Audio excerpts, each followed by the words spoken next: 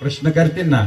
आणि 3 शिरे 6 हात ताया माझा दंडवत. खरंच 6 हात होते का आजकालची तरुण पिढी? त्यांच्यासाठी सुंदर सांगितलंय, त्रिगुणात्मक त्रिमूर्ती दत्त हा जाना. लक्ष मानायचं तर माना, नाहीतर मन अंतकरणातून किती गोड शब्द.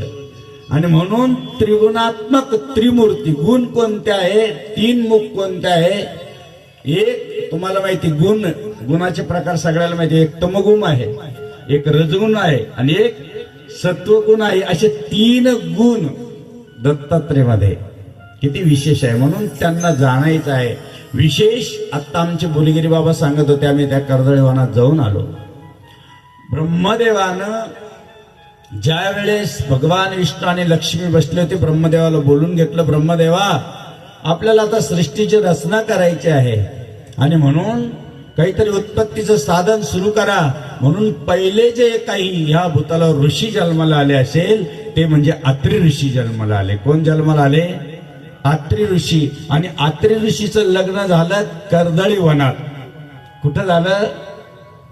दिंडोरी तालुक्यामध्ये कर्दळी वन आहे. त्या कर्दळी वनामध्ये त्यांचं लग्न झालं. खूप चांगलं लग्न झालं. कर्दळी वनामध्ये अनुसया तिथं दिल्या गेली आणि अनुसया त्यानंतर राक्षस भवनाचं नाव येतं. त्याचं चिंतन फार मोठं आहे.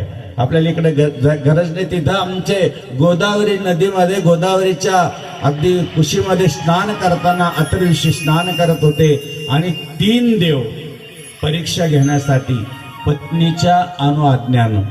कधी कधी होतं, जय जय जय जय जय बायको तुम्ही सांगाल ते काम आम्ही. महादेवाने ऐकलं, ब्रह्मदेवाने ऐकलं, भगवान विष्णूने ऐकलं. तुम्ही ऐकत त्याच्यात काय विशेष आहे हो? त्यांनी ऐकलं तर तुम्ही काय ऐकू नये? तिने म्हणे एवढी मोठी तरी खरंच पतिव्रता आहे का? खरंच एवढी महान आहे का ती? तिची परीक्षा घ्यायला जा. कोण म्हणतं? आपली पार्वती माता, लक्ष्मी माता, ब्रह्मणी म्हणते तिघी. मग 3 देव निघाले आणि याला कोणी का हे लावून दिलं होतं? नारदजीने. नारदजीचा विना जिथं वाढला तिथं अवघड होऊन जातं. नारदजीचा विना वाढला. तुम्हाला काय सांगा, ही लीला फार आघात आहे.